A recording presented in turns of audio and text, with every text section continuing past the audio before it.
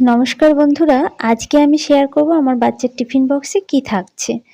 তো প্রথমে আমি একটু গাজরের হালুয়া বানিয়ে নেব, তাই জন্য কিছুটা বাটার দিলাম আর এলাচ দিয়ে দিলাম। দিয়ে এবার গাজরটা এভাবে গ্রেট করে নিয়েছিলাম, সেটা দিয়ে প্রথমে গাজরটা আগে একটু ভালো করে ভেজে ভেজে নেব। এবার সামান্য একটু নুন আর চিনি দিয়ে দেব, দিয়ে এবার দিয়ে দেব গুঁড়ো দুধ। আপনারা চাইলে আগে একটু গরম জলের মধ্যে গুঁড়ো দুধটা গুলিয়েও নিতে পারেন, আমি এভাবে ডাইরেক্টই দিয়ে দিয়েছি। এবারে আমি জল দেব।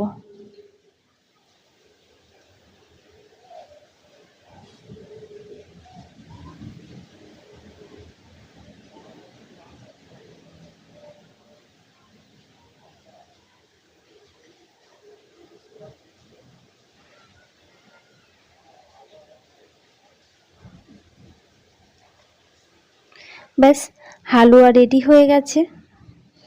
এবার টিফিন বক্সে আমি রুটি দিয়ে দিচ্ছি, সঙ্গে দিয়ে দিচ্ছি গাজরের হালুয়া